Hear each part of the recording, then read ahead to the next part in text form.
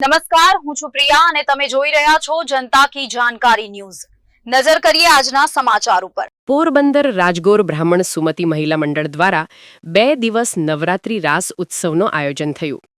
આ કાર્યક્રમમાં નાની બાળાઓએ નવદુર્ગા સ્વરૂપની ઝાંખી કરી ને બહેનોએ રાસ ગરબા રમ્યા।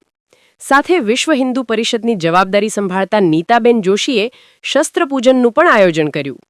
તેમાં ભારત માતાની આરતી, નવદુર્ગા માતાજીની સાથે વીરાંગનાઓ અને દેશભક્તિના પાત્રો નાની દીકરીઓને બનાવવામાં આવ્યા।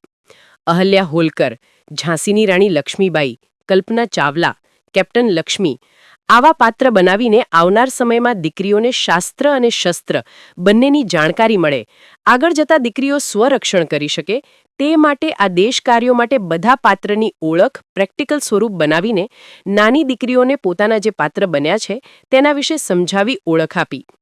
ત્યારબાદ દિશાબેન મહેશભાઈ જોશી જે વાગેશ્વરી માતાજી બન્યા હતા તેમને ગરબા દ્વારા નૃત્ય કર્યું। ત્યારબાદ બધી દીકરીઓને પ્રોત્સાહન રૂપે ઇનામ આપવામાં આવ્યો। આ કાર્યક્રમની મેઇન જવાબદારી એન્કરિંગની મીરાબેન મહેતાએ સંભાળી હતી। ત્યારબાદ પ્રમુખ સ્થાને નીતાબેન જોશીએ શાસ્ત્ર અને શસ્ત્ર, નવરાત્રી અને દેશભક્તિના નારા બોલાવી જયકાર બોલાવ્યા। રાજગોર બ્રાહ્મણના બધા બહેનોનું પૂરેપૂરો આ કાર્યક્રમમાં સાથ હતો।